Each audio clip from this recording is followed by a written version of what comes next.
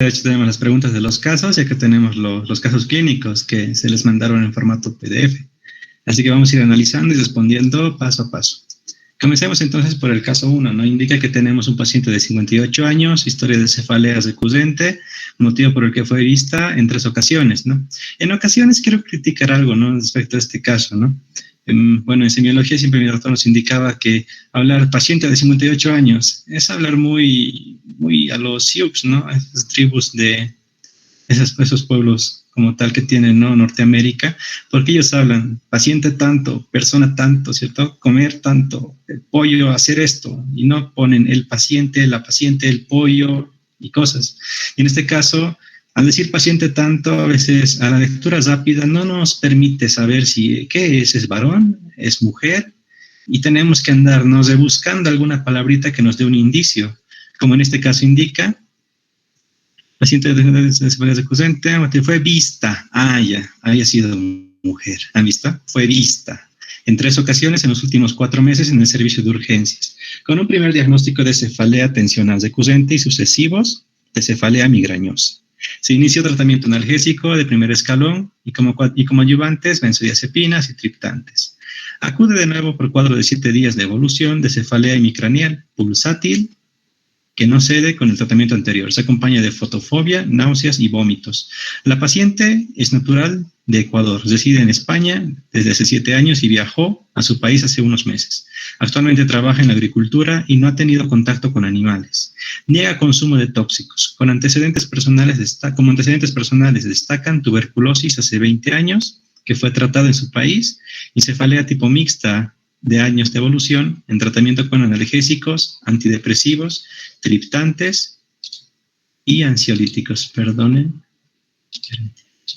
triptantes y ansiolíticos. La exploración neurológica completa no mostró ninguna alteración. Se realizó un examen de fondo de ojo que era normal y a la campimetría no presentaba alteraciones significativas. El resto de exploración fue normal. En la analítica de urgencias destaca una discreta eosinofilia, 9,3%, dada la clínica se realiza una tomografía axial computarizada craneal con resultados de hidrocefalia moderada de predominio triventricular, con cuarto ventrículo permeable y discretos signos de exudado, trance ependimario, dilatación quística extraxial en el espacio subaracnoideo, silviano derecho y supracelar.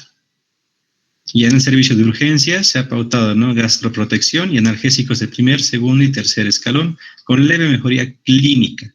Tras el resultado de la tomografía axial computarizada y el tratamiento refractario, se realiza interconsulta a neurología, que indica traslado de la paciente al hospital de referencia e ingreso en su servicio. Se les realiza una batería de pruebas. Una batería es una secuencia de pruebas. Se le hizo, ¿qué? Resonancia magnética, donde se han encontrado hallazgos compatibles con neurocisticercosis racemosa, localizada en cisura de silvio derecho, temporal anterior, que se extiende a las cisternas por delante del tronco del encéfalo, y perimesencefálica, aumento de tamaño del tercer ventrículo, laterales con exudados periventriculares, compatibles con hidrocefalia activa. Hacerse un Doppler orbitario, donde se objetivan signos de hipertensión intracraneal. A la radiografía simple de ambos muslos, el paciente no se aprecia en gasificaciones, por tanto se descarta, ¿no?, que tenga cisticercosis muscular. La serología y PCR dieron citicerco positivo, con lo que se confirma el diagnóstico. El tratamiento se hizo con corticoides en pauta descendente, o sea, primero alto, luego bajando la dosis, acompañada con albendazol. Tuvo buena respuesta y no precisó realizar derivaciones de líquido cefalorraquídeo. Bueno, ese fue el caso clínico, ¿no?, el número 1, que seguramente lo han encontrado en plataforma. Ahora, aquí va la pregunta, ¿no?, que decía, ¿qué complicaciones podría ocurrir al no asociar el tratamiento antiparasitario de albendazol con los corticoides? ¿Cómo es que han leído sobre eso? Sí. ¿Sí? Tal vez la inflamación, porque al administrarlo junto con corticoides permitimos que no haya la inflamación, o sea, que no haya encefalitis. Muy bien. Sí, justamente eso, ¿no? Es evitar las complicaciones por la muerte del parásito, porque ustedes sabrán, voy a permitirme dibujar algunas cositas. Ustedes sabrán alguna cosa. Permítanme un ratito. La larva tiene 4 estadios, ¿cierto? Vesicular, coloidal, granular y calcificado. Más allá de eso, podríamos decir de una manera más sencilla que la larva a inicio está viva y con el tiempo esta larva se muere.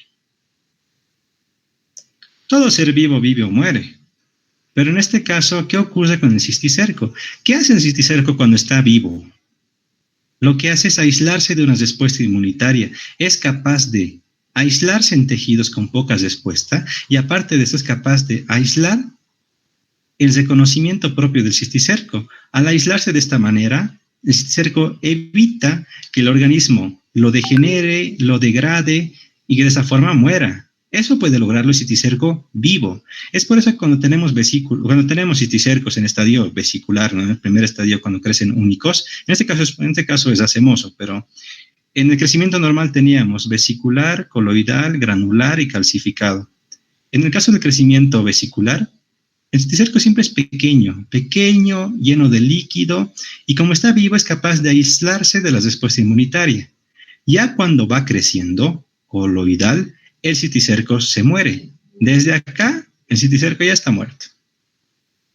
Es por eso, ¿no?, que el coloidal y granular son consideradas estadios patógenos, con alta clínica en este parásito, porque son estadios en los cuales el parásito se ha muerto. Y si se ha muerto, ¿será que aún es capaz de aislarse de la respuesta inmunitaria, sí o no? ¿Qué dicen? No, ya no. No. Exacto. Como ya no puede, las células lo reconocen y lo atacan agresivamente, al punto de que, de degenerar esta membrana cisticercal que la conocen y la vuelven grumosa, granulosa. ¿Será por eso que hay estadio granular? ¿No? Coloidal, granular cuando ya está degenerado por el sistema inmune y finalmente se muere. Termina calcificado. Y el calcificado no puede o no puede ser patógeno. Si está localizado en un sitio que no produzca obstrucciones, donde no produzca daño, donde no esté comprometido alguna función, simplemente no cursa con ninguna sintomatología en el paciente. Pero si está obstruyendo, ¿no?, algún conducto o algo, ya producirá clínica. Así que siempre hay que evaluar, ¿no?, si el cisticerco está causando enfermedad o no. En este caso, la larva tuvo un crecimiento tipo racemoso, indica, ¿no?, algo así desproporcionado. Entonces, si le damos albendazol, ¿qué estamos consiguiendo? Estamos consiguiendo que el parásito se muera. Y el resultado de la muerte, ¿qué vamos a obtener? Que el sistema inmune lo reconozca y lo ataque. Y si lo ataca, ¿qué vamos a tener? Pues bastante inflamación del tejido circundante. Y esa es la clínica a la que no se quiere llegar al administrar únicamente albendazol. Es por eso que, perdónenme, voy a volver a compartir en breve, es que apreté un botón incorrecto. Permitir y aceptar a todos. Ya. Es ese el motivo por el cual se asocia el albendazol con corticoides. ¿Qué funciones tienen los corticoides? ¿Quién puede aclarar? Tal vez uno de los auxiliares, un participante. A ver, vamos a tomar en cuenta que los corticoides casi tienen una misma función que los antiinflamatorios, que los AINES, que lo van a conocer más antes. Tiene una función de antiinflamatorio, es decir, son uno de los más poderosos antiinflamatorios, porque evitan precisamente la producción de sustancias que producen la inflamación, leucotrienos, prostaglandinas y demás, directamente a nivel de toda esa vía metabólica. Por tanto, nos va a dar un muy eficientemente grado de antiinflamación. Pero chicos, ustedes tienen que recordar muy bien que cuando utilizan los corticoides, tiene que tener una pauta de administración bastante estricta. ¿Por qué? Ustedes han podido leer que hay una baja en el tratamiento, una baja en la dosificación de cada corticoide. Un inicio alto, es decir, con alto... un inicio gradual en el cual se administra gran cantidad de corticoides, es decir, su dosificación es mayor, pero luego tiene que ir disminuyendo. ¿Por qué? Porque cuando ustedes administran corticoides, la glándula suprarrenal ya no va a producir tantos corticoides. Ustedes ya lo han estudiado en histología. Entonces, si no empieza a producir, la glándula a nivel de la corteza va a empezar a degenerar y va a producir una insuficiencia suprarrenal. Entonces, esto tienen que recordar, chicos, cuando ustedes administran corticoides con cualquier otro medicamento, siempre tiene que ser un inicio gradual y hasta, la dosificación tiene que ir rebajando hasta desaparecer por completo.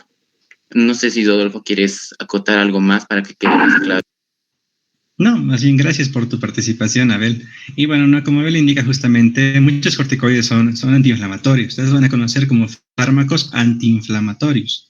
Pero lo malo de los corticoides es que lindo sería pues que solo inhiban la inflamación, no eviten y reduzcan la inflamación. Lo malo es que también te inmunodeprimen. Tomen en cuenta que la inflamación es parte de una respuesta inmunitaria, ¿no? Es un mecanismo de defensa propio del organismo. Al inhibir esto, también los corticoides lo que hacen es inhibir la respuesta inmunitaria.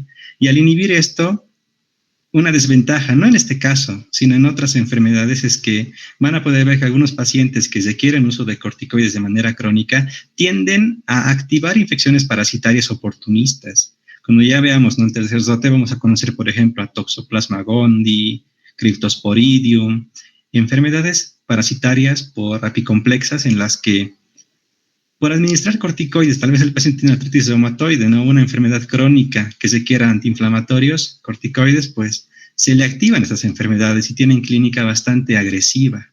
Esa es una desventaja del uso de corticoides. Pero siempre tomen en cuenta, ¿no?, si su paciente tiende a tal vez tener una enfermedad de base que pueda complicarse al inmunodeprimirlo con corticoides. Y como Abel indica, siempre denlo de manera gradual. Empiecen con una dosis y vayan bajando y reduciendo esa dosis. Muy buen aporte, gracias, Abel. Entonces, por eso se asocia el albendazol con los corticoides, para evitar esa respuesta inflamatoria que vamos a ocasionar al matar al parásito. ¿Se entiende o no se entiende? Sí se entiende. Ok, bueno, entonces Diego dice, ¿no?, terminado el tratamiento, ¿qué recomendaciones daría a la paciente como medidas profilácticas para evitar cisticercosis? Bueno, en cuanto a esta pregunta, bueno, ¿qué recomendación ustedes darían como futuros médicos? Lavado de manos frecuente, no consumir vegetales que estén crudos sin antes lavarlos, también consumo de agua hervida y no consumir alimentos en lugares que no son aptos, que no son higiénicos, algo así. Sí, no evitar el consumo, ¿no?, de alimentos de dudosa preparación y dudosa manipulación, ¿no? También es una buena alternativa. Y como bien indican, toda medida preventiva que vas a dar para cisticercosis está, se puede decir, ¿dirigida a qué? Dirigida a evitar la ingesta de huevos de Taenia solium. Entonces tienes que, ¿no?, medidas profilácticas. No me dirás, ¿no?, dar tratamiento a los familiares. Eso es control. Eso es lo que hacen los médicos. Profilácticas, lo que puede hacer tu paciente. ¿Qué puede hacer? Lavar frutas y verduras antes de consumirlas, especialmente aquellas que crecen a flor de tierra, ¿no? Algunas lechugas, las frutillas, por ejemplo, ¿no?, que crecen a flor de tierra. Conocen las frutillas, ¿cierto? Tienen unos poritos en los cuales tranquilamente pueden entrar huevitos y, no, pues no, ni quien te lave la frutilla por dentro, ¿no? Así que tener cuidado con ese tipo de alimentos también.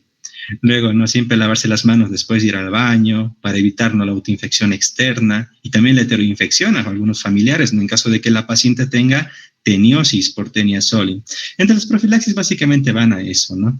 Siempre van a, cada vez que ustedes lean profilaxis o busquen profilaxis, busquen con qué palabras podrían decir a la paciente, ¿no? Señora, les recomiendo que haga esto. Si tiene hijos, lávese las manos siempre en caso de que tenga tal vez alguna teniosis. Siempre tienen que dar su profilaxis de manera dirigida y con palabras bastante sencillas para que la población entienda, ¿no? No vamos a decirles que tiene que evitar el ciclo heteroxeno del parásito, ¿no?, con los familiares, o tiene que evitar los ciclos autoxenos y monoxenos, en los cuales, no, los ciclos autoxenos y demás, en algunas parasitosis. No, esa no es la intención. La idea simplemente es decirle con palabras sencillas, lave frutas, lave verduras antes de consumirlas, No evite consumir alimentos en la calle, especialmente de puestos en los cuales las personas que venden lamentablemente no tienen buena higiene de manos, ¿no? Lávese las manos después de ir al baño, muy importante, muy bien. Bueno, aquí dice, ¿no? ¿Cuáles fueron los criterios y el grado de correspondiente de los mismos, absolutos, mayores, etcétera? Bueno, aquí vemos, ¿no? Criterios. Se realizó acá una tomografía. Bueno, entre los precisos exámenes neurológicos, creo que alguien está solicitando, a ver.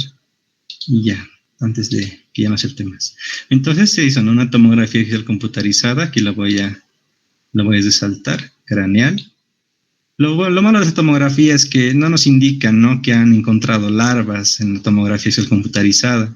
Únicamente nos indica que vieron que hay hidrocefalia, de predominio triventricular, una dilatación quística, no logró evidenciar el escólex, ¿no?, en un espacio subaracnoideo. Bueno, lamentablemente no da muchos datos.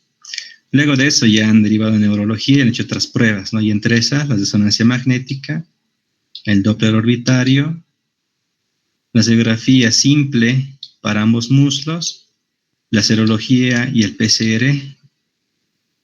Y bueno, ¿no?, básicamente esas pruebas serían las más representativas. Ahora, para clasificar las pruebas que se utilizan, siempre utilicen esto, ¿no?, que son los criterios que les han indicado, tienen en su texto, ¿no?, los criterios de, aquí indicaba los criterios del bruto, ¿no?, para el diagnóstico de cisticercosis. Siempre tomen en cuenta que el criterio absoluto es aquel que tú haces el examen y ya tienes las respuestas para poder decir, sí, confirmado es cisticercosis. Si es un criterio mayor, tienes que buscar más pruebas, ¿no?, porque son exámenes que no te confirman la enfermedad. Tú no podrías dar tu cabeza por una prueba, no que sea de criterio mayor, por ejemplo.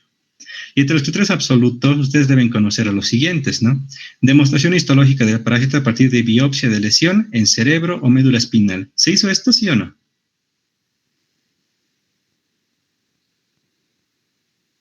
No. No se hizo. Visualización del cisticerco subretiniano. Bueno, vale decir, ¿no?, examen de fondo de ojo. ¿Se hizo examen de fondo de ojo? Sí, se hizo. Aquí indicaban más antes, se realizó un fondo de ojo. Se realiza examen de fondo de ojo. Pero este resultó normal. Entonces no tiene, pues, cisticercosis ocular. Demostración concluyente del escólex dentro de una lesión quística en estadios de neuroimagen.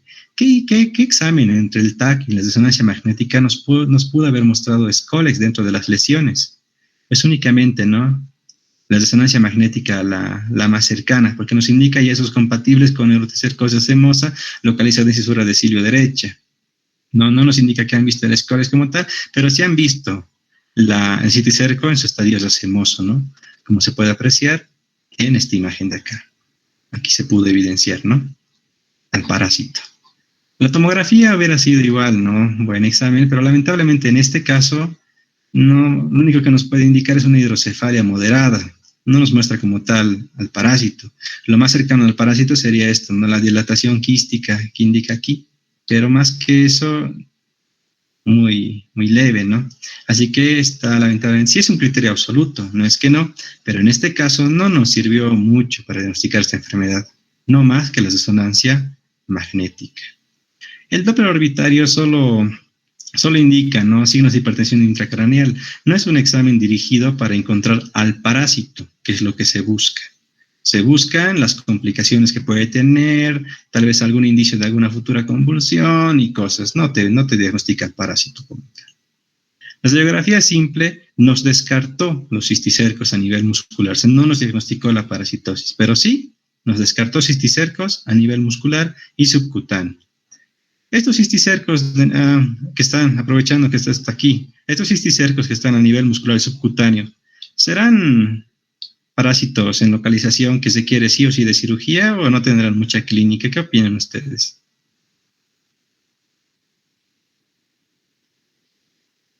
¿No requieren mucha clínica? Sí, no tienen mucha. De hecho, son parásitos que son localizaciones en las que no es, ¿no?, una emergencia como tal, realizar una operación y demás, ¿no? Más es por, en algunos casos, incluso lo estético, porque el subcutáneo te crea unos nódulos en la piel, ¿no?, que se ven ahí feos, como unas bolitas dentro de la piel, y a veces por eso uno decide también extraerlos, ¿no? Pero felizmente en esta paciente tampoco tenía nivel muscular. La serología y el PCR. ¿Qué criterios serán? Pues, ¿qué han respondido aquí ustedes?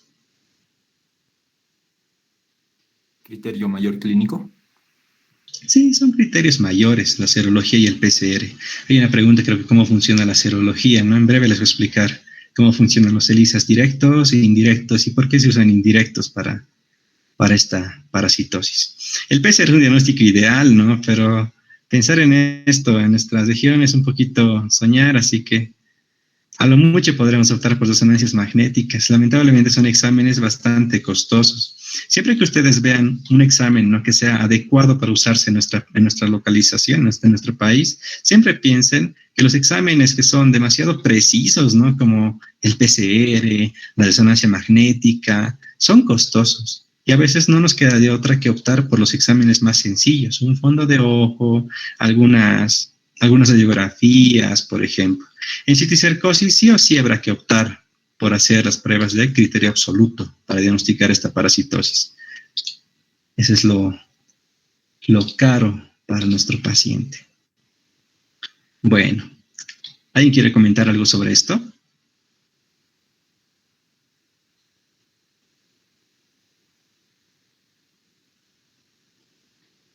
Chicos, algo importante que acá acotar quizá es que en algunas respuestas, había buenas respuestas, han logrado identificar lo que son los estudios imageneológicos útiles, ¿verdad? Para hacer los criterios mayores o de neuroimagen, ¿verdad?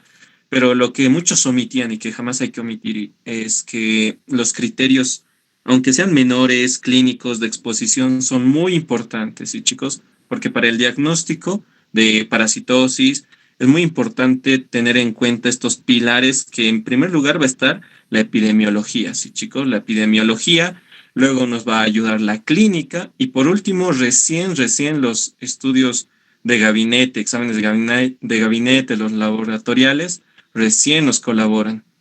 Pero no olviden siempre la epidemiología, que es aquí criterios importantes, ¿verdad? Por ejemplo, tenemos como criterio de que la paciente viene de Ecuador, ¿verdad? O sea, es procedente. Así que Ecuador, si bien recuerdan, o bueno, si no han revisado, pero es uno de los países endémicos en neurocisticercosis y cisticercosis como tal. Así que ahí tenemos que algunos sí han respondido así, o sea, felicidades a los que se han dado de cuenta, pero no dejen de lado, chicos, la epidemiología, que es muy importante. ¿De acuerdo? Muchas gracias por tu aporte, Omar. Y bueno, justamente como indica Omar, ¿no?, siempre tomen en cuenta que para llegar al paciente tienen que usar todas las herramientas de manera integral. Desde la pregunta de dónde viene, con quiénes vive, si tiene familiares con antecedentes de teniasis, por ejemplo, todo eso sirve. Porque no me dirás que tu paciente viene, doctor, me duele la cabeza, y tú, no, resonancia magnética, tomografía, no. No tienes que hacer exámenes, no tienes que verlo, tienes que verlo epidemiológico. ¿Vendrá de zona endémica? ¿Tendrá antecedentes de haber consumido comida en la calle? Tal vez trabaja, ¿no?, desde Pente y solo puede comer en la calle. Unas tucumanas ahí por la Saavedra y no F, ¿no? Es posible. Así que esas preguntitas sirven para guiar tu diagnóstico. Más el examen físico, que ya lo van a llevar en tercer año, pues ya te vas guiando, ¿no?, más o menos a qué enfermedades pueden corresponderse en este caso. Y luego pedirás los exámenes de confirmatorios, ¿no?, la resonancia magnética y demás, que son costosos, pero si tú los empleas cuando debes, pues estás salvando vidas y no solo gastando el dinero de tu paciente. Gracias por tu aporte, Omar. Muy buena aportación. ¿Alguien más quiere decir algo? Bueno, han visto, ¿no?, que aquí solamente es ver qué exámenes se hacen, agarrarte de los criterios y empezar a encapsularlos donde quedan, ¿no? Algunos son clínicos, otros son epidemiológicos también, y eso básicamente es esto. Siempre tomen en cuenta los criterios absolutos, es importante que los conozcan, ¿no?, para poder confirmar una cisticercosis, en este caso una neurocisticercosis. Muy bien, entonces. Ahora, algo que me llamó la atención, ¿no?, es que en este caso no se les realizó ningún examen de heces, ¿cierto? O sea, están tratando la cisticercosis, pero no están tomando en cuenta que esta también, o sea, el paciente puede haber tenido cisticercosis de sí mismo en caso de tener teniasis, y no están considerando que si el paciente sigue con teniasis por solium, pues puedes reinfectarse, y al reinfectarse ya no tener teniasis, sino tener cisticercosis, porque recordarán, ¿no? Si el paciente tiene teniasis por solium, elimina huevos, mecanismo ano, mano, boca, ingiere los huevos, sale la oncósfera, atraviesa el intestino, va a tejidos y cisticercosis. Y no se ha tomado exámenes para poder indicar si tiene o no teniasis. ¿Ustedes considerarían necesario realizar un examen coproparasitológico en este paciente, sí o no? Sí, se necesita. Sí, se necesita. ¿Qué pruebas realizarían ustedes? ¿Qué recomiendan? Si yo les digo, doctor, así, un estudiante de la UNSA me ha dicho que usted no me está haciendo exámenes de teniasis y que tal vez yo me vuelva a infectar, así. ¿Qué examen puedo aplicar? ¿Qué le dicen? ¿Qué examen me podrían realizar? Tal vez ir a un laboratorio o algo. ¿Qué recomiendan? ¿Qué examen solicitan, mejor dicho, para teniasis? Ya, empecemos por lo básico. ¿Dónde encontramos los huevos de tenia en caso de querer diagnosticar teniasis? ¿En las heces? Ya, la muestra son las heces. ¿Se prefieren métodos directos o indirectos para teniasis? Directos. Directos, porque al estar en heces puedes ver al parásito. Entre estos entonces requeriríamos exámenes coproparasitológicos en este caso. Coproparasitológicos. Ok. Ahora, de entre estos tenemos, ¿no? Algunos que son simples, otros que son seriados y otros que son de concentración. ¿Cuál tiene mayor sensibilidad? ¿O cuáles? Seriado. Concentración. De concentración. Mayor sensibilidad. Y los de concentración también. Ejemplos de estos, ¿no? Lumbreras. El famoso, ¿no? Formol gasolina.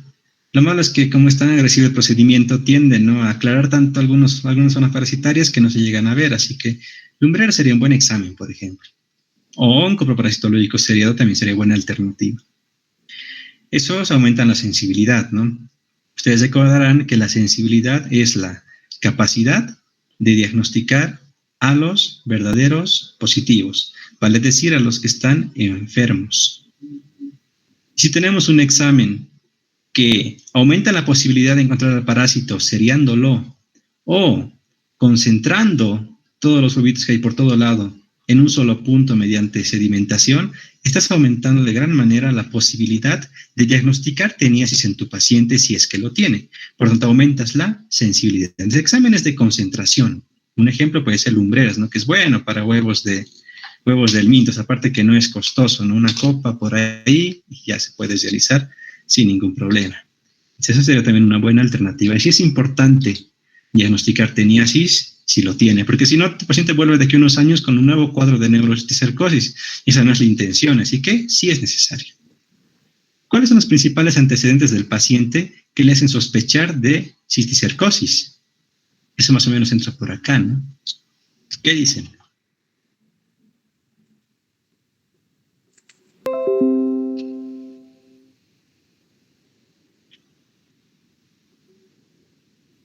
¿Que viene de Ecuador? Ya, ¿está bien?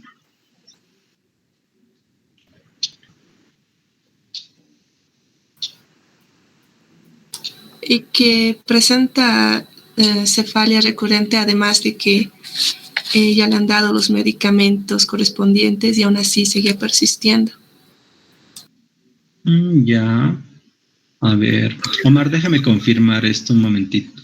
Dar tratamiento y que el paciente indique que su tratamiento no sea, o sea, que el tratamiento no le ha curado por completo la enfermedad, ¿sería un antecedente clínico o epidemiológico? Como Rodolfo, o sea, el tratamiento que le dieron con benzodiazepinas y triptanes. Sí, el antecedente de que eso no le ha hecho efecto. ¿Qué tipo de antecedente sería? Más un antecedente clínico, chicos. ¿Por qué? Porque solo se le dio tratamiento sintomatológico ahí. No Sí. se preguntaron el porqué de las cefaleas. Sí, así que hay que Sí, tener en cuenta. es más clínico, parte de la historia del paciente. Por epidemiológico siempre busquen, ¿no? Lugar de vivienda, exposición a factores de riesgo. Eso busca el diagnóstico epidemiológico. Buscar dónde posiblemente pudo adquirir la cisticercosis.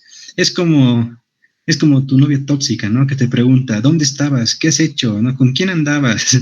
¿De dónde vienes? ¿Cuánto tienes? ¿No? Todo eso es antecedente epidemiológico, porque indagas en la vida de tu paciente. Si viene de un lugar endémico, Ecuador, y encima ha viajado, ¿no? Recientemente, hace unos meses. Principalmente ese es el antecedente epidemiológico. ¿Qué otro antecedente pueden encontrar ustedes?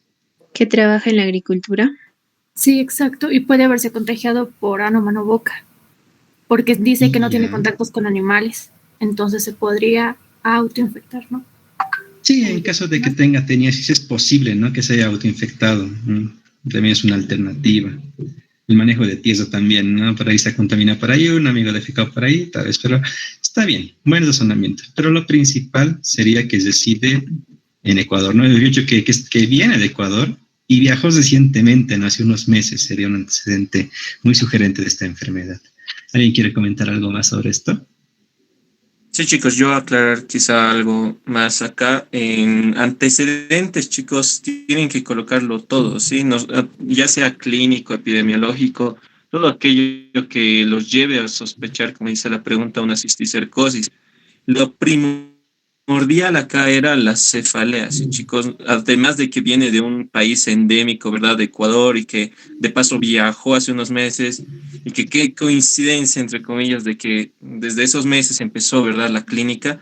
No olviden las cefaleas que ya poseía la paciente, ¿sí? Todo eso va en antecedentes. La historia clínica del paciente, ¿sí? Que por el tratamiento que le dieron, que los triptanes solo son tipo analgésicos para las cefaleas, las benzodiazepinas sirvieron, ¿verdad? Pero no resuelve el problema. ¿Por qué? Porque en este caso no lo asociaron con lo que era el vendasol, ¿verdad, chicos? Así que la clínica es igual un antecedente, ¿sí, chicos? De mucha importancia que no tienen que olvidar revisar, ¿de acuerdo? Sí, Omar, gracias también por la aclaración, porque acaba de leer la pregunta y yo planteé, cuando estábamos haciendo las preguntas, una que decía antecedentes epidemiológicos. Y aquí está la pregunta que indicaba únicamente antecedentes. Por eso fue que pedía más epidemiológicos. Pero sí, antecedentes como tal, se engloba clínicos y epidemiológicos. Muy buena observación y gracias. Y como dice Omar, justamente, antecedentes sí es todo, ¿no? Los referente al paciente que te sospeche de cisticercosis. Y ahí entra toda la clínica que tuvo, ¿no? La clínica, qué fármacos le dieron, cómo resolvió esto, si resolvió, si no, si agravó. Todo eso entra dentro de antecedentes. Está bien. No estábamos yéndonos al epidemiológico, solo lo epidemiológico. Gracias por la observación. Bueno. Una pregunta. También dile. podemos tomar en cuenta que la persona tuvo tuberculosis. ¿Eso involucraría? ¿Tiene gran importancia o no? Bueno, te hablo un poquito de tuberculosis.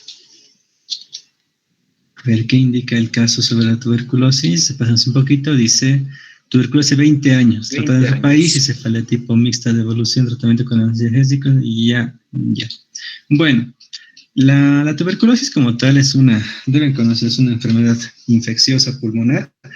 En realidad, aquí en Bolivia todos tenemos tuberculosis inactiva, activa, por lo menos unos cuantos bacilos. Somos muy endémicos. Pero la tuberculosis va a esto, les explicaré a grandes rasgos cómo trabaja esta enfermedad. Felizmente, roté neumología hace poco, así que aún ando fresquito, ¿no? Sobre este tema. Entonces, la tuberculosis como tal se adquiere, ¿no? Por inhalación de gotitas de fluye y demás.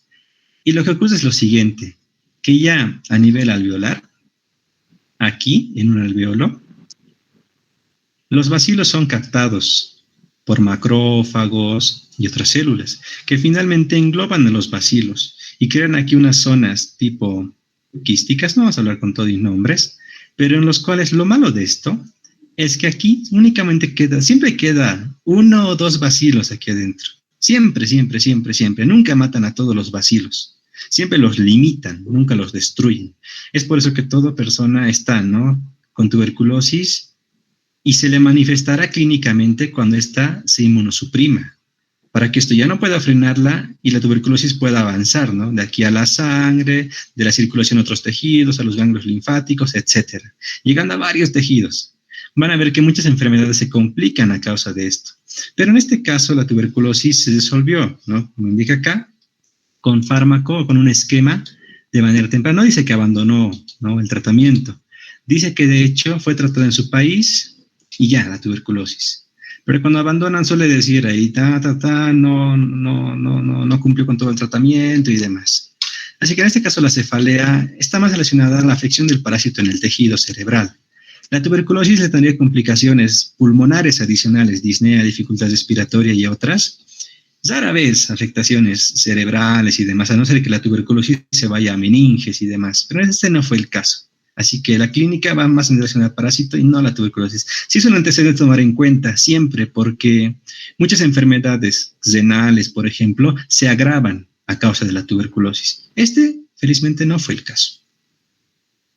Ya, muchas gracias. Sí, chicos, y además ahí aclarando un punto, esto de antecedentes personales lo van a ver mejor en tercer año. También hay los antecedentes no personales, que los mencionan en el caso clínico, por ejemplo, como un dato, en realidad. Chicos, no se despisten tanto pensando en tuberculosis, tendrá relación, porque ustedes ya han estudiado el tema, y como saben, cisticercosis no tiene que ver. Sí, chicos, acá lo que, como Rodolfo les decía, tienen que irse más a la clínica, ¿verdad?, sugerente de cisticercosis, que de paso acá nos dice que la cefalea lleva años de evolución, así que nos da otro dato, que no es una neurocisticercosis reciente, sí pudo haber tenido cisticercosis ya antes, ¿verdad? Debido a que esto ya es de años de evolución, y es que solamente le dieron un tratamiento sintomatológico, sí, chicos, así que ahí se va más, sí, no tanto a la tuberculosis, así que no se pierdan tanto con algunos datos, ¿de acuerdo? Está bien, chicos. ¿Alguna duda más sobre el primer caso que vimos? Sí, yo tenía una duda. ¿Por qué el paciente presenta fotofobia? ¿Qué pasaría si en este caso, digamos, la paciente haya tenido, digamos, una mordedura de un perro, digamos, en este caso complicando todo? Y cuando hay virus de la rabia te da también fotofobia. O sea, ¿por qué le da fotofobia, las Claro, náuseas, vómitos? Sí, bueno, antes de hablar de la fotofobia, ¿no? Unos comentarios más.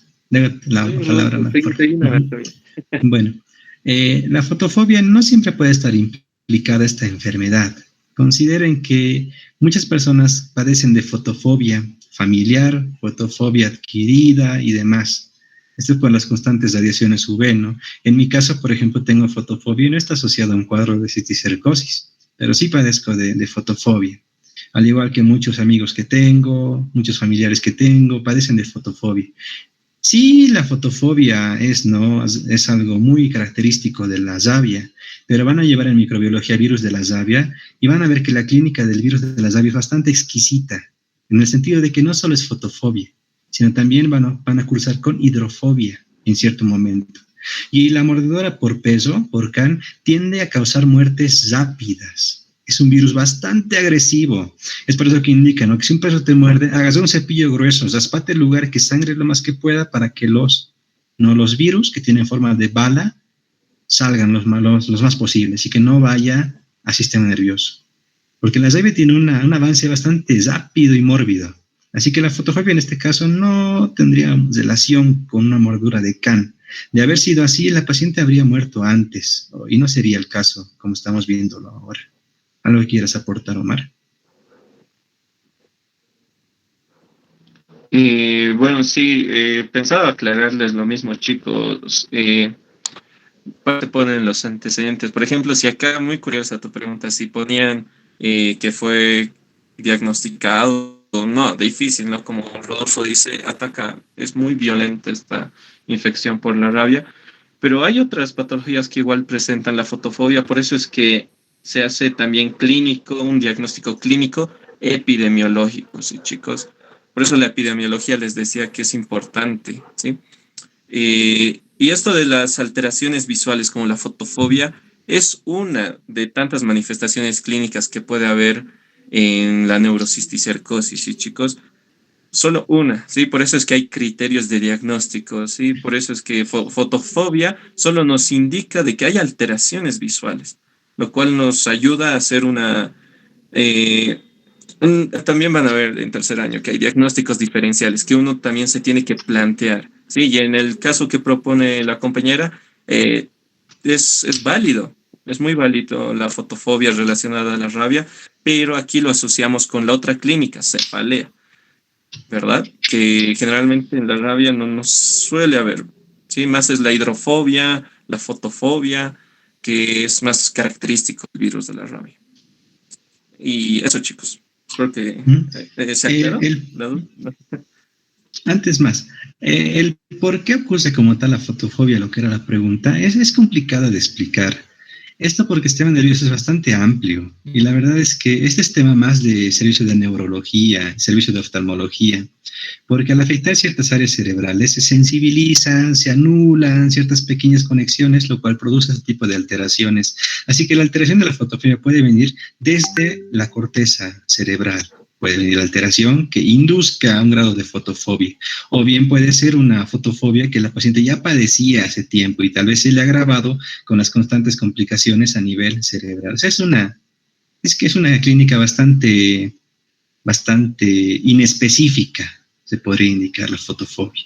No es algo que te sugiera sí o sí cisticercosis, sino también otras enfermedades, o tal vez incluso solo ser fotofobia, sin una enfermedad relevante. Está bien, gracias. Ok, chicos. Si no hay otra duda, podríamos pasar quizá al siguiente caso también. Para no cansarnos demasiado, chicos. Actualmente somos estudiantes y bueno, espérennos, ¿no? Que lleguemos a unas rotaciones más de especialidad y ya vamos a pulir a más detalle todas estas situaciones y vamos a aclarar sus dudas con más gusto. Poco a poco, vamos a ir progresando. Bueno, ¿alguien quiere leer este caso clínico?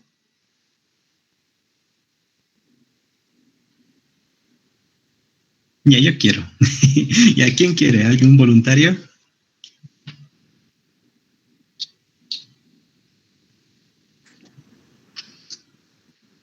Bueno, lo leo entonces. ¿Yo puedo leer? Sí, porfa, desde acá. Paciente femenina. Ok. Paciente femenina de 2 años y 4 meses de edad, procedente de Cartagena, Colombia. Acudió al servicio de urgencias HINFP por crisis convulsiva descrita semiológicamente por movimientos tónicos en extremidades, con desviación de la mirada, cialorrea, no relajación de esfínter de aproximadamente 5 minutos de duración. La paciente ingresa en buen estado general al examen físico y se encuentra con signos vitales estables. Glasgow 15/15, consciente, activa.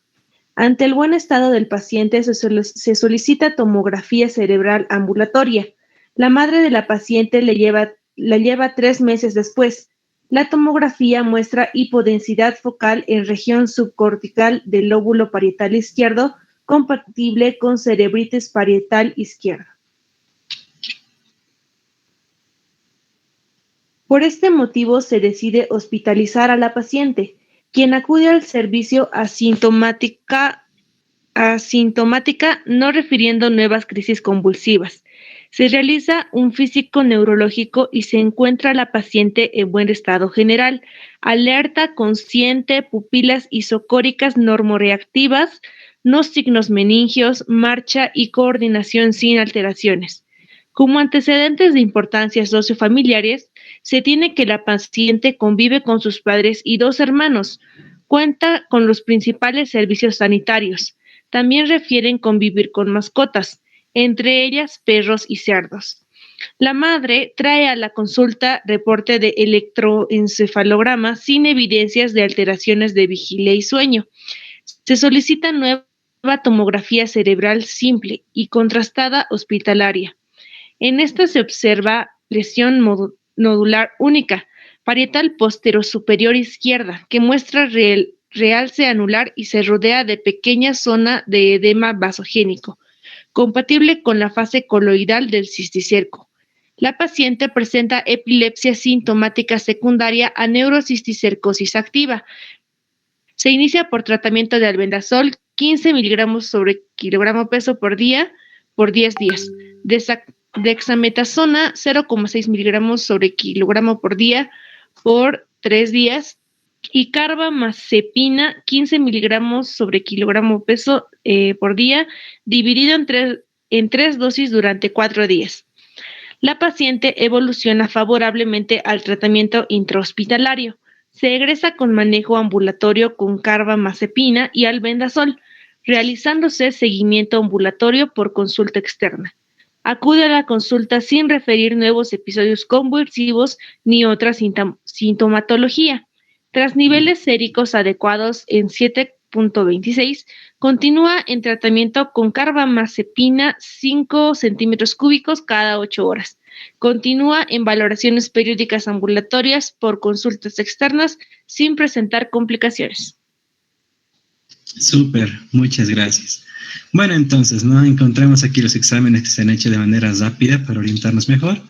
Pero aquí indica Glasgow, tomografía cerebral ambulatoria.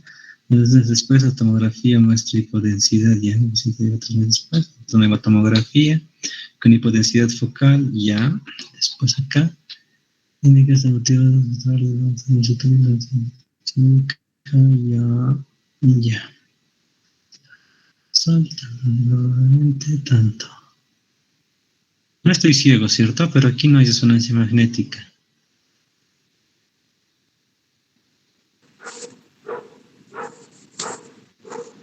Díganme, ¿estoy ciego? Solo sí hay resonancia. Cierto, está bien. Ya decía yo, ¿por qué? Para mí que esta pregunta iba arriba, se mezcla, ya no importa. Bueno, en este caso en la tomografía, ¿qué se ha encontrado? ¿Quién puede comentar algo sobre esto?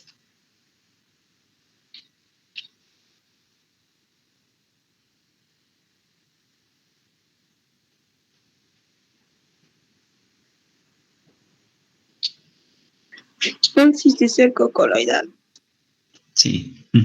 A inicio indicaban, ¿no?, que las tomografías no han tenido, ¿no?, resultados muy representativos, ¿no? Hipodensidad focal en región subcortical y demás cosas. Pero luego ya la tomografía cerebral que se realizó ya por la clínica y demás que tuvo la paciente, la niña, es una menor de edad, ya se observa, ¿no?, lesión nodular única, parietal posterior superior izquierda, que muestra desde anular, de pequeñas zonas de edema vasogénico, lo cual correspondería a una fase coloidal de cisticerco. Se observa en la figura 2. Y aquí se ve bien bonito, vean ustedes.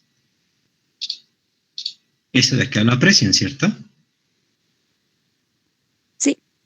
Si está en un estadio coloidal, ¿aún puede evadir la respuesta inmunitaria?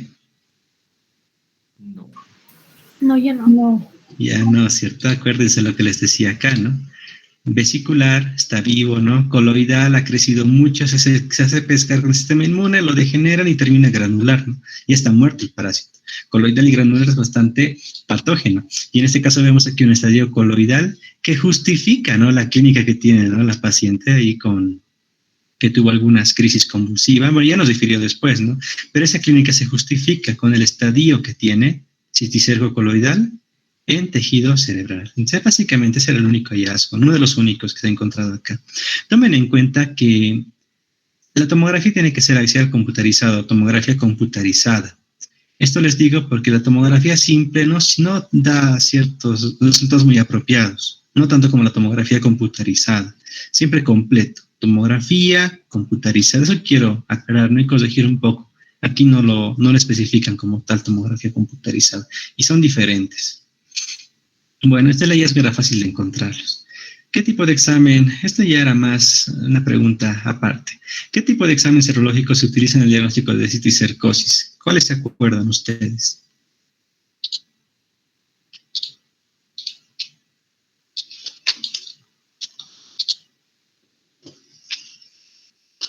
¿Cuáles te acuerdas, Omar? ¿El ELISA? Ah, ya, sí, muy bien. El ELISA, ¿no? Ya, la han salvado. Ya, chicos, ya me estaba preocupando. Han salvado a su auxiliar. Muy bien, Elisa. Chicos no respondieron. ¿Están ahí, chicos? Despierten. Sí, despierten. Omar está lista y activa para quitarle sus respuestas. Entonces se usa, ¿no? Uno de los más usados es Elisa, ¿no?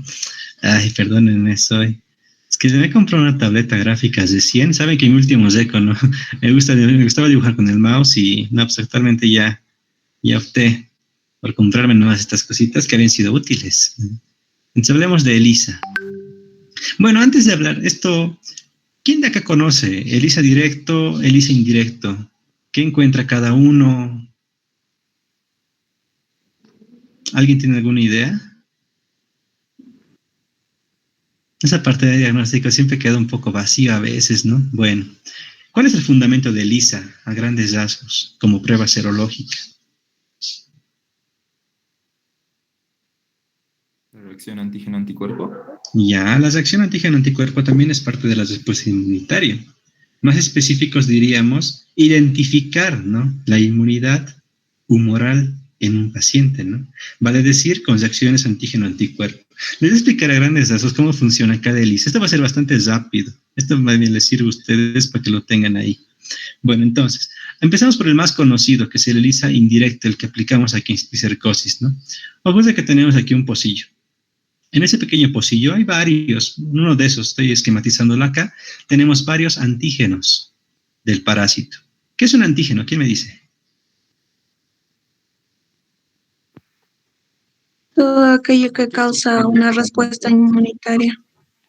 Ah, sí, muy bien. Algunos siempre dicen, no es todo lo ajeno al cuerpo, ya, pero en el cáncer, las células que originan la enfermedad como tal, así las metaplasias, esas células serán pues ajenas al organismo, no eran nuestras. Entonces, ¿no?, todo aquello capaz de originar una respuesta inmunitaria, sea algo nuestro o algo externo a nosotros. En este caso, la larva es algo externo a nosotros, ¿cierto? ¿O qué dicen? Sí. Uh-huh. Sí. Entonces, de esa larva del parásito se adquieren los antígenos. Y como saben, ¿no?, en representaciones de inmunología siempre van a conocer a los anticuerpos con esta estructura, ¿no? Más o menos, un anticuerpo, unas inmunoglobulinas. Entonces, lo que se pide aquí es una muestra, ¿no?, del paciente. Puede ser una muestra de líquido cefalorraquídeo, por ejemplo. Y si el paciente conoce al parásito, o sea, tiene el parásito, encima estadio coloidal, ¿no? O sea, hay respuesta inmunitaria. Entonces, ¿el paciente tendrá anticuerpos? En muchos casos sí. Y el plasma del paciente hará que esos anticuerpos se unan a los antígenos que ven acá. Ven aquí, sí se unen los anticuerpos, más o menos, ¿no? Un esquema. Así se van a unir los anticuerpos. Ahora yo les pregunto, esta cosita tan pequeña, ¿será que tú la puedes observar a simple vista? No. Entonces se agrega aquí en una cierta solución. Esto todo pues en una solución, ¿no? Pero antes de eso también se agregan unos anticuerpos de segunda línea o antigama globulina humana. Son unos anticuerpos capaces de unirse al anticuerpo del plasma del paciente. Y estos anticuerpos están modificados porque tienen acá una enzima capaz de generar color. Entonces, se agregan esos anticuerpos de segunda línea y se acomodarán encima de los anticuerpos que el paciente nos brindó, y más el reactivo, el revelador que vamos a aplicar, que es como un líquido, esto se va a encender de color. Entonces, si tú encuentras coloración, es porque la prueba es positiva. ¿Y qué nos indica esta prueba serológica? Que tú has encontrado los anticuerpos de tu paciente.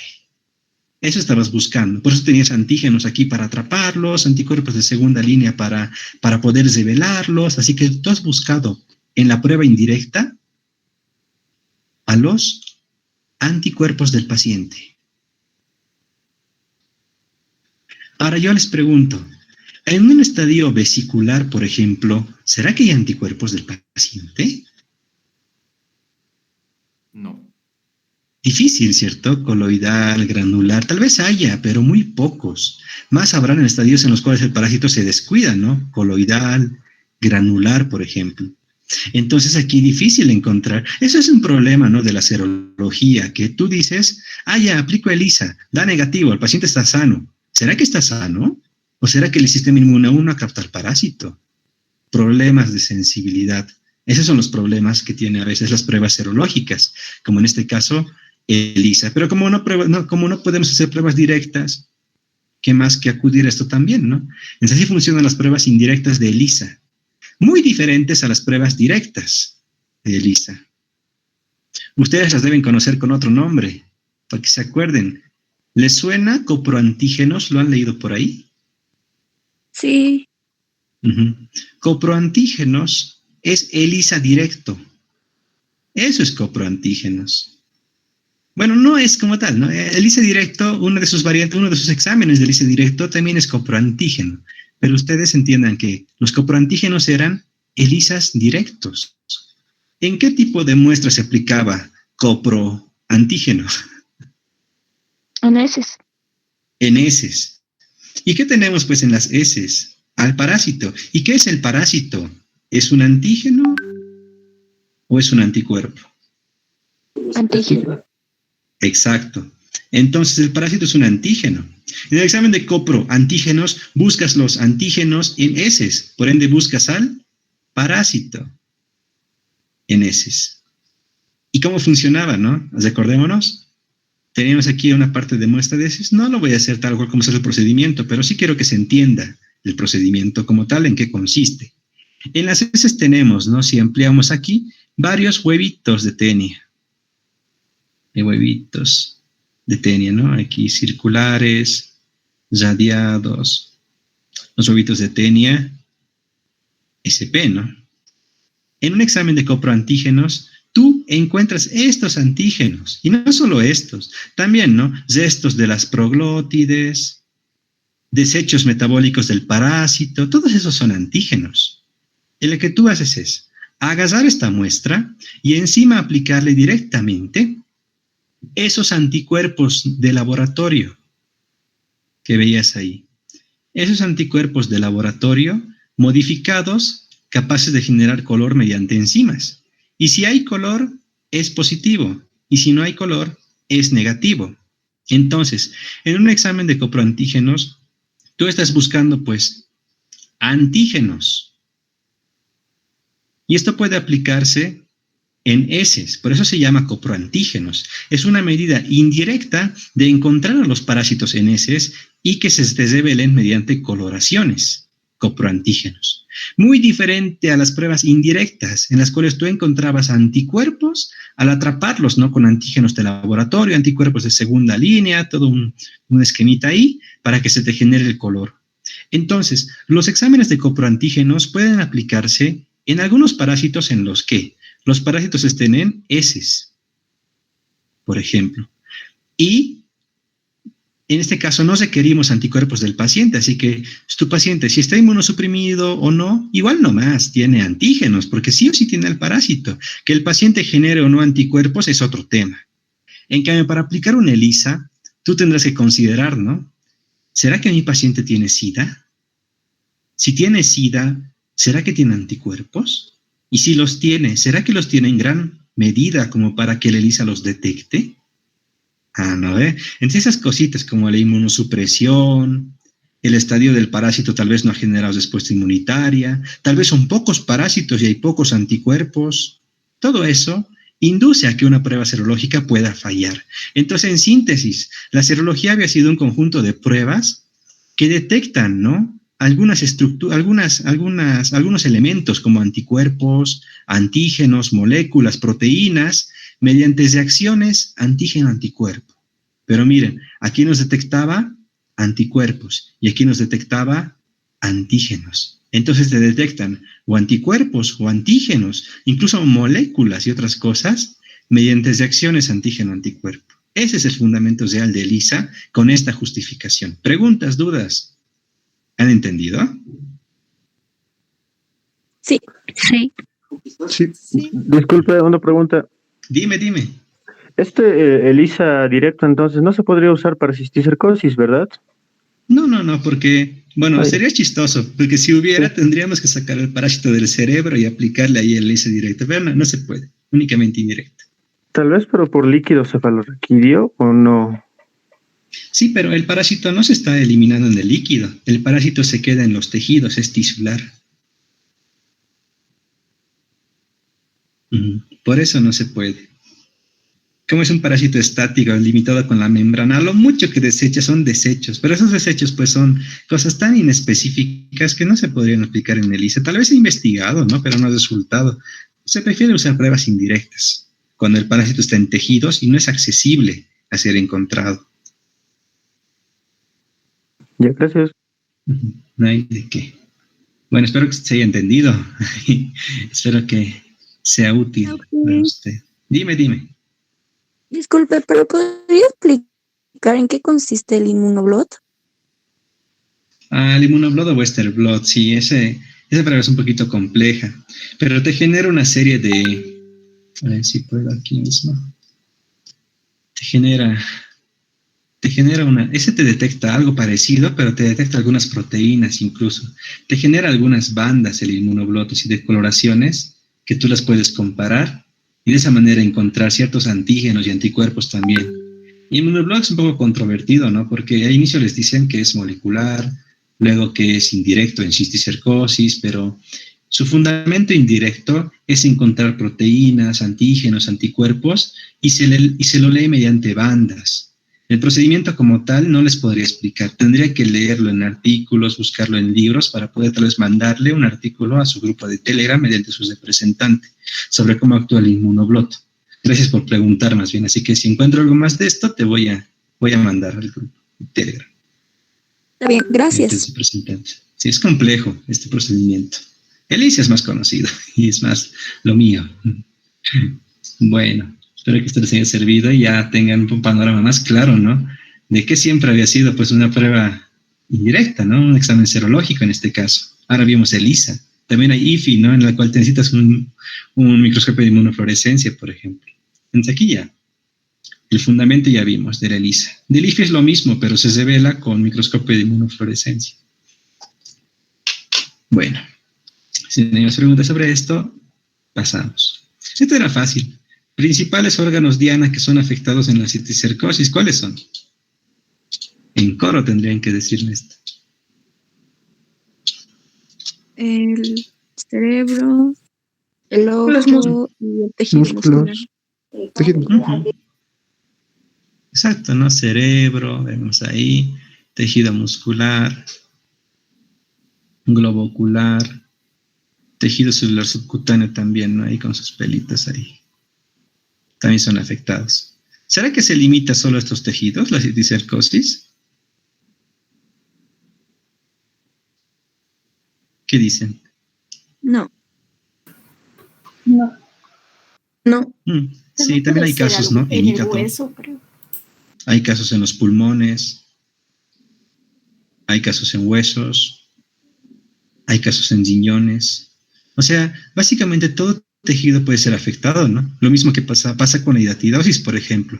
Pero en este caso, principalmente lo van a encontrar en esos 4 tejidos que los han repasado bastante bien, ¿no?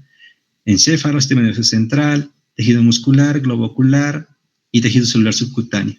Pero nunca digan que el cisticerco es de estos tejidos. Es de más tejidos. Pero de entre todos los tejidos a los que puede llegar, principalmente llega a estos 4. Eso siempre tengan muy en cuenta. Principalmente a estos 4.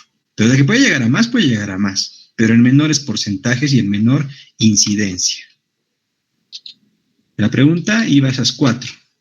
Entonces quiero aclarar que también puede llegar a más. Los principales órganos son esos 4 que ya han indicado. Muy bien. Ahora entonces, ¿qué pruebas de diagnóstico podrían aplicar ustedes a la paciente y a sus familiares en busca de la posible fuente de infección? ¿Cuál será la fuente de infección primaria en este caso de cisticercosis? Que convive con cerdos. ¿El mismo humano? ¿Humano con tenidosis, tal vez? Ya. ¿Qué es la fuente de infección? Puede ser un reservorio que elimina formas infectantes, puede ser un lugar donde están las formas infectantes, En teniasis la principal, en citicercosis, la fuente primaria de infección es un ser humano infectado con citicercosis. Digo ser humano, no un hombre, porque me dirán luego, ¿no? ¿Y la mujer qué? Un ser humano infectado con teniasis. Es la principal fuente de infección. Teniasis por Taenia solium específicamente. Porque esa persona es la que anda defecando y contaminando todo. El ser humano que tiene teniasis por solium es la fuente primaria de infección para la cisticercosis. Entonces, para tú buscar esa fuente de infección, tendrás que, ¿no?, realizar exámenes de diagnóstico coproparasitológicos y de concentración, por ejemplo, a los familiares, a los hermanos con quienes vive. Esas personas son, ¿no?, posiblemente fuentes de infección. Consideramos que la paciente es una menor de edad. Así que no podemos decir pues, que la menor de edad ha salido a la calle, ha ido a comprar tucumanas por la Saavedra, ha vuelto tarde, se hizo daño con su mamá y tiene ahora cisticercosis. No. Adquiere la alimentación por los padres. Es niña. Así que muy probable que uno de los padres, de los hermanos o de una familiar, tal vez que vive con ellos, ha sido quien ha contaminado los alimentos para que tenga cisticercosis. O tal vez le dan agua, ¿no? Están a los padres, tal vez, ¿no? Le dan agua de la pila directamente y se la toman, ¿no?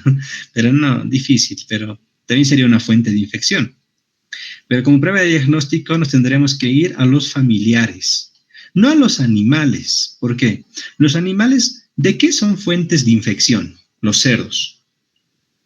De teniasis. Exacto. Y la pregunta decía, posible fuente de infección de cisticercosis, específicamente a los seres humanos que eliminan huevos de Taenia solium, infectado de Taenia solium que elimina huevos de Taenia solium. O incluso, ¿no?, las posibles fuentes son el agua y demás, pero no vas a diagnosticar el agua, ¿no? No vas a diagnosticar a las diagnosticarás a las personas que viven cerca de la paciente. Con un comentario aquí, tal vez algo que quieran acotar. Nada, chicos, eso, tengan mucho cuidado con las preguntas, ¿de acuerdo? No solo del caso, sí. Analicen bien las cosas. Por ejemplo, acá podrían haberla arruinado diciendo, por ejemplo, la fuente de infección, que eran los cerdos, ¿verdad? Que si bien nos alarma, ¿verdad?, al momento de leer el artículo, de analizar el caso clínico, no es fuente de infección en cisticercosis, pero sí nos indica claramente que uno de los padres o hermanos sí tiene teniasis, ¿verdad? Por la fuente de infección de la teniasis, que viene ahí ya la importancia de los cerdos. ¿De acuerdo, chicos? Eso. Nada más. Sí, van a tener mucho cuidado siempre con leer las preguntas. Entonces, como decíamos, ya se aclaró esto. Tenían que buscar humanos infectados con Taenia solium. Si hubiéramos querido otras cosas, hubiéramos puesto las posibles fuentes de infección de este ciclo parasitario o algo así se nos habría ocurrido. O del complejo teniasis cisticercosis. Sí, exacto, del complejo. Así hubiéramos puesto, sí, no. Gracias, Omar. Ya la última pregunta, ¿no? Ustedes, como buenos médicos, ¿qué recomendaciones darían a los padres para que su hija no se infecte con cisticercosis? ¿Qué dicen?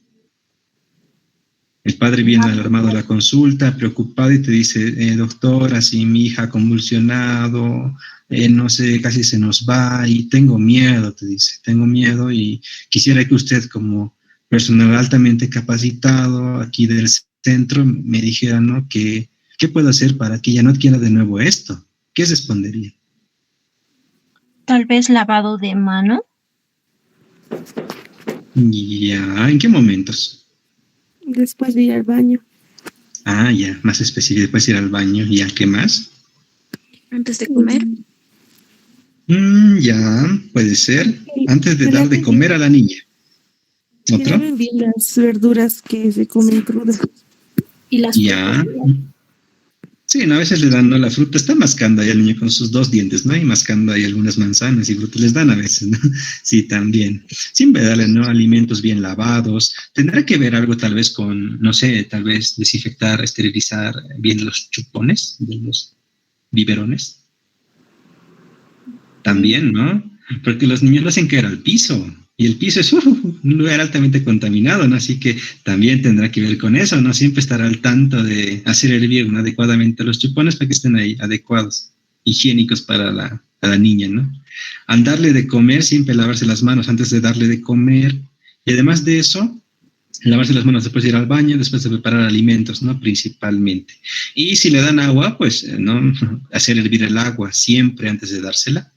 Con eso ya estarías evitando la mayoría o casi todos los mecanismos de infección para que adquiera cisticercosis a partir de contaminación fecal.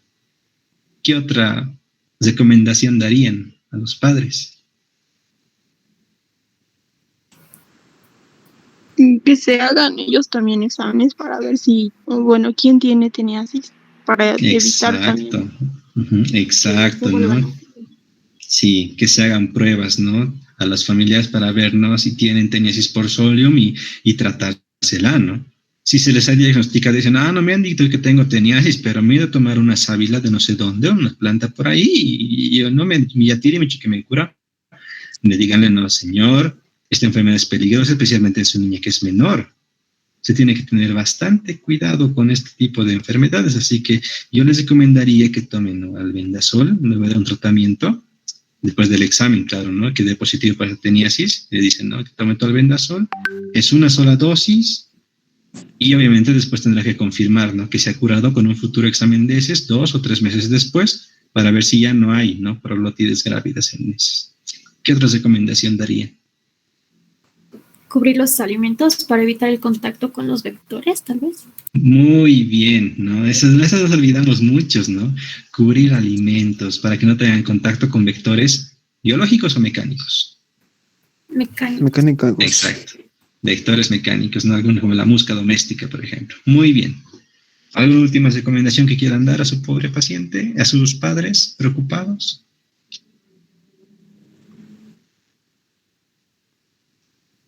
Habíamos cubierto casi todo, ¿no? Bueno, no, también, ¿no? De manera indirecta se podría decir, ¿no? Y muy aparte de esta pregunta, señores, siempre hagan cocer bien la carne de cerdo, ¿no? Si es que ustedes tienden a comer lo que crían y carne de todo lugar que compren, ¿no? Siempre haganla cocer bien, en trozos bastante delgados, porque si ustedes evitan infectarse por teniasis, también van a evitar infectar esta cisticercosis a sus familiares mediante las heces, ¿no? Eso también sería... Chicos. Sí. Hay que tener cuidado con eso. Y masticar es otra medida. Si es que no tienen el hábito de masticar bien sus comidas, agarren el hábito, chicos. Agárrenlo, sobre todo con fricasees o con chicharrones generalmente. En el fricasé no tanto, pero con chicharrones sí. Si no lo cortan en trozos delgados, pequeños, aprendan a masticar bien, chicos, ¿sí? Para no ser una fuente de infección, ¿sí? De cisticercosis. Sí, siempre, ¿no? Es una larva tan grande, ¿no? Hasta mascando ahora la podrías destruir, de hecho. Así que masticar bien es una medida muy adecuada para evitar teniasis. Y al evitar y erradicar la teniasis estarían evitando y erradicando también la cisticercosis humana en especial, ¿no? Bueno, ¿qué otras preguntas tienen antes de irnos? Ya estamos ahora. ¿Una duda que tengan, chicos, hasta ahora? De algo que hayamos comentado. Pregunta. Dale. La niña, a la niña en este caso igual se le tendría que hacer exámenes para ver si tiene teniosis. Se le podrían hacer algunos exámenes como parasitológicos. Bueno, de hecho sí, porque el parásito, ¿cuánto tiempo tarda en desarrollarse hasta formar adulto? Bueno, de hecho también difícil que tengan, ¿no? Cisticercosis, porque teniasis, mejor dicho, porque tendría que haber ingerido carne de cerdo y ¿le habrán dado carne de cerdo a una niña de 2 años? Bueno, en caso de que sí nos hagámonos la idea, pues un examen de heces tranquilamente igual va a diagnosticar a la teniasis. Hay casos de teniasis en niños, no es que no. Tú dirás, ¿no? Pero ¿cómo? O sea, ¿le han dado la carne? El niño tal vez no era curioso, empezó a masticar y chupar la carne, a veces chupan la carne y demás, tal vez se la traga una larva por ahí. Puede ocurrir. Como la larva crece más o menos en 2 a 3 meses, pues tiene 2 años, tranquilamente puede haber desarrollado un adulto. Pero como es una niña, difícil, ¿no? Sospechar de teniasis. Por el tipo de alimentación que tiene. Siempre pregúntenle también, ¿no? ¿Le han dado de comer carne a su hija? ¿Ves? Ahí te has dado una prueba también, ¿no? ¿Le han dado de comer carne? No, de casualidad, ¿no ha ido al refrigerador y empezó a masticar la carne o algo? Esas preguntitas también te ayudan a orientar y tomar la decisión.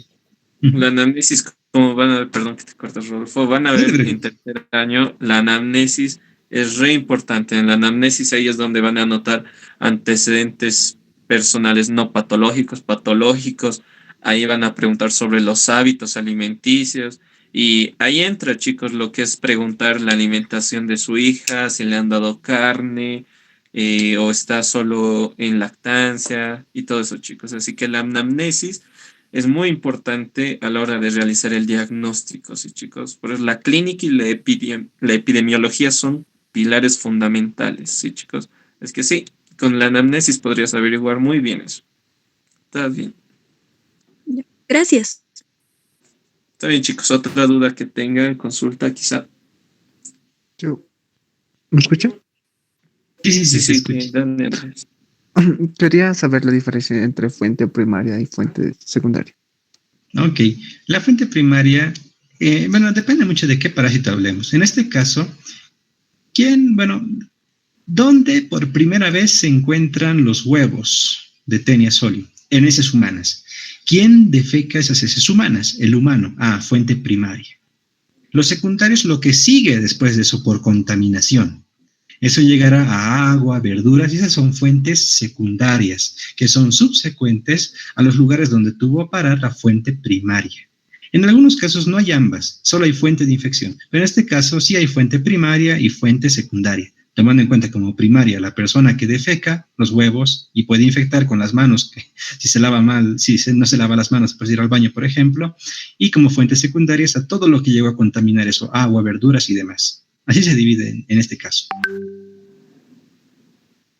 Gracias. También mi otra pregunta era, es que no escuché muy bien. ¿Cuál era el fundamento del tratamiento de la unión del antiparasitario y el corticoide?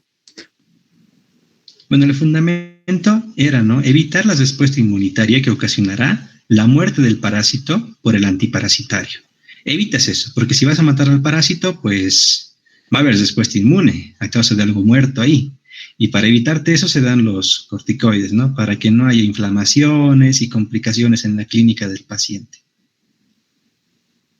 Gracias. ¿Qué otra duda tienen? Bueno, en ese caso, espero, ¿no? Dime, ¿alguien quiere hablar? Dime.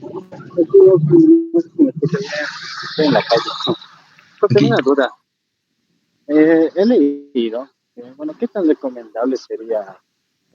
Estaba leyendo que con tintura de yodo, ahí, en 1 litro de agua, poner 3 gotitas de tintura de yodo para disfrutar el caso de alimentos Ya. En este caso, sería recomendable aplicarle en facilidad, recomendable que lo pueda hacer. La tintura de yodo. Sí, otros usan eso, otros usan unas gotitas de DG6 también, ¿no? ¿Qué opinas? A ver, eso estaba leyendo.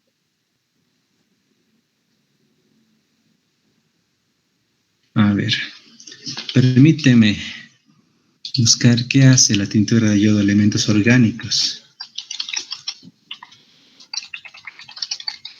No sé si escuché muy bien, es que estaba muy entrecortado, ¿verdad? Creo que se refería al usar la tintura de yodo en el agua, las 3 gotas para sumergir, ¿verdad? Lo que eran frutas, vegetales, y de esta forma eliminar algunos huevos, por ejemplo, de tenias y demás, pero que es efectivo en estos casos. Hay muy pocos formas biológicas que sean resistentes a la tintura de yodo, chicos. Vamos a ver en el tercer rote que los huevos de Giardia, o más específicamente quistes de Giardia, quistes de Giardia o quistes de Cryptosporidium, son muy resistentes a la tintura de yodo, ¿sí?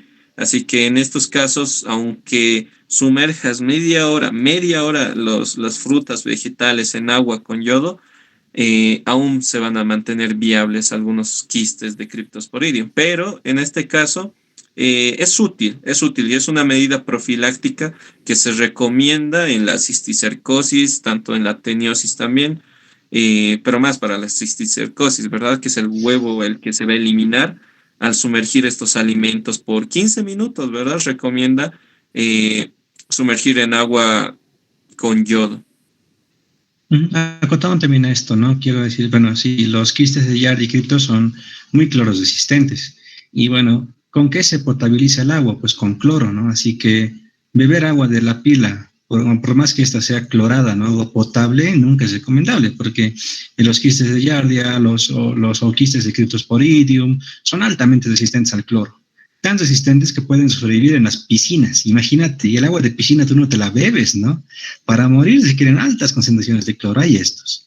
El yodo y sustancias que se utilizan para desinfectar son más que todo empleadas para protozoarios y bacterias. Son los más débiles ante estas sustancias, ¿no? Sí pueden ser destruidos los huevos de tenia, pero para evitarnos problemas siempre será mejor, ¿no? Lavar las frutas y verduras y luego aplicar tal vez, ¿no? La tintura como segunda medida preventiva. Y las dos mejor, ¿no? Mayor eficacia y mayor seguridad. Lavar y a la vez desinfectar.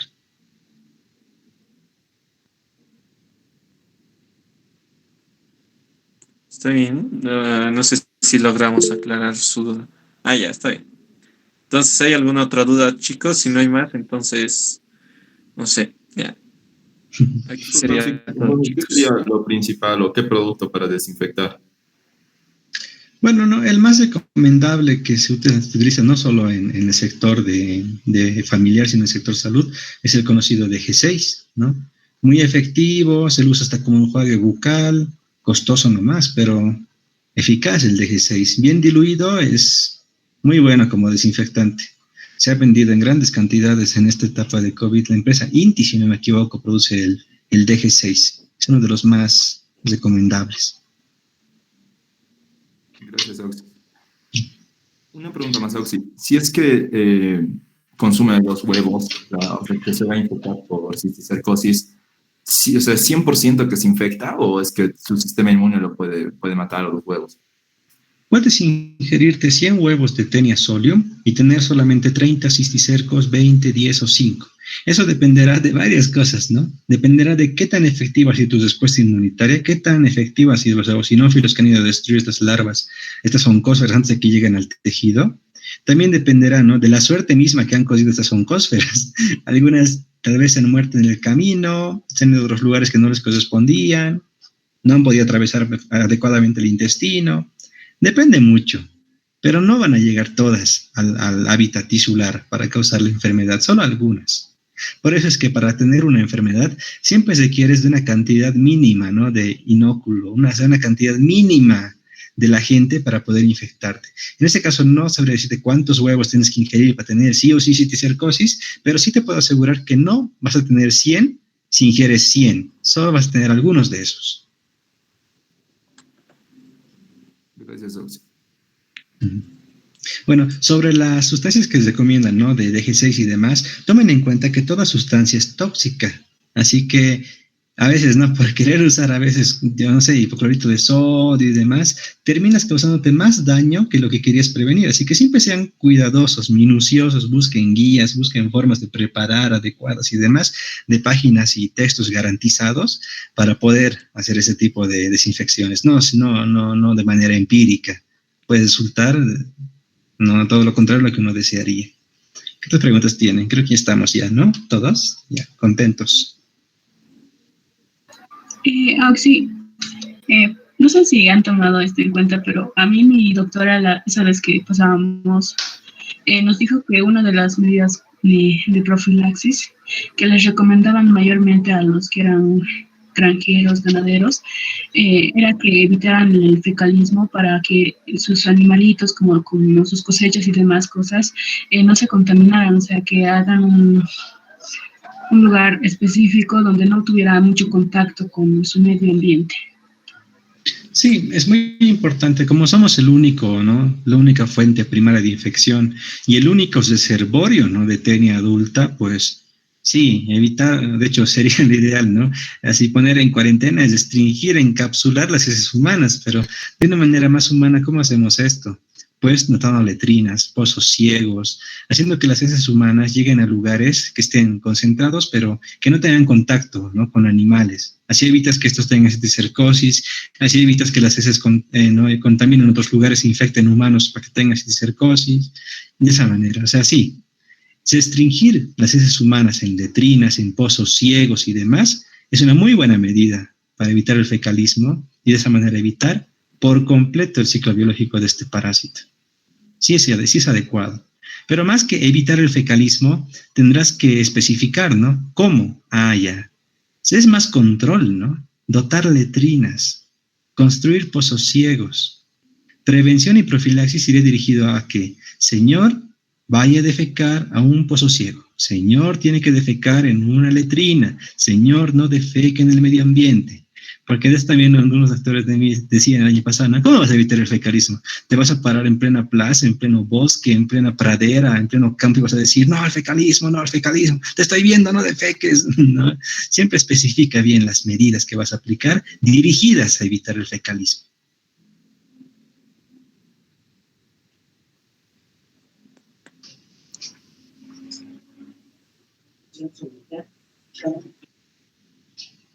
Bueno, espera. Sí. Dime. Más que todo una curiosidad, cuando consumimos carne, estas tienen las larvas, y cuando, masticamos bien y las larvas se rompen, por así decirlo, ¿eso no tiene ninguna reacción dentro de la boca, digamos? Bueno, buena pregunta. Omar, ¿quieres responderle? Sí, es que en realidad la larva va a ser importante cuando va a llegar a circulación, sí, chicos. Hasta entonces, si mordemos bien la carne, ¿verdad? La carne de cerdo en un chicharrón, digamos, que aún se mantiene viable, destruimos la membrana cisticercal y de esta forma exponemos lo que va a ser el escólix, ¿verdad? Invaginado que tiene. Y pues con los ácidos gástricos y con la bilis también a nivel de duodeno, todo eso, lo vamos a destruir. ¿Cuál es la función de la carne? De que estos cisticercos estén en carne y de que sepamos masticar bien la carne, es que no pase el cisticerco intacto hasta duodeno y recién libere su escólex y recién empiece a invadir mucosas, ¿sí? Es muy lábil la membrana cisticercal y por eso es que usa la carne del cerdo para evitar los ácidos gástricos, ¿verdad? Y también las secreciones pancreáticas, del bilis también, o sea, de eso les sirve estar recubierto de carne de cerdo. Pero si masticamos bien, en realidad no hay ninguna repercusión a ese nivel. Gracias, Omar. De hecho, ¿no? Si tú matas a la larva, prácticamente estás evitando que esto se convierta en adulta. Así que al masticarla estás evitando completamente la teniasis humana. Ahora, ¿qué repercusiones clínicas puede tener? Prácticamente ninguna, ¿no? A lo mucho tal vez sería, ¿no? Como estás masticando algo de ese tipo, tal vez no alguna, no, como son toxinas también las que tiene dentro y demás, tal vez algún leve dolor abdominal, pero tendría que ser porque te estás comiendo 100 larvas en un plato, ¿no? Así todo jugoso, hay un plato de, no sé, un caldo de cisticercos, ¿no? Un conjunto de larvas bien selectas y te las masticas todas. Ahí sí, ¿no? Pues estás comiendo algo tan antihigiénico que tiene adentro tantos metabolitos que, no, pues ahí sí te podrías hacer dar un dolor abdominal. Pero si masticas solo una o dos, que es lo que suele tener la carne, no te pasa nada. Y es más, estás evitando, como bien dijo Omar, que se genere la teniasis al matar a la larva. Muy bien.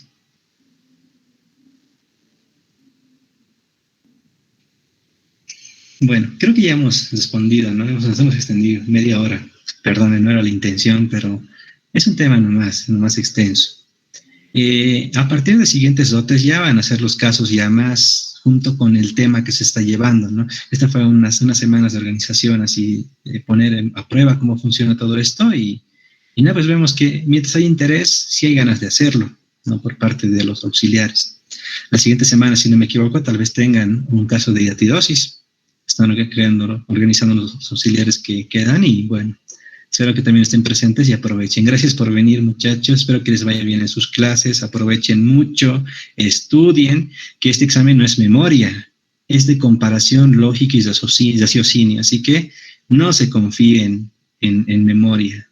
Comiencen a entender bien el tema y de esta manera poder, ¿no? Comparar, pensar, razonar, que eso va a servir mucho en este examen parcial que se les avecina en 2 semanas. Éxitos, buenas noches y que les vaya bien. Aquí me despido yo. Igual, chicos. Gracias, Espero que les Oxy. haya servido y Gracias, nada, Oxy. en otra ocasión, chicos. Gracias, Oxy. Muchas gracias. Hasta luego. Muchas gracias. Hasta luego. Buenas noches. Muchas gracias. Gracias, Oxy. Gracias. Hasta luego.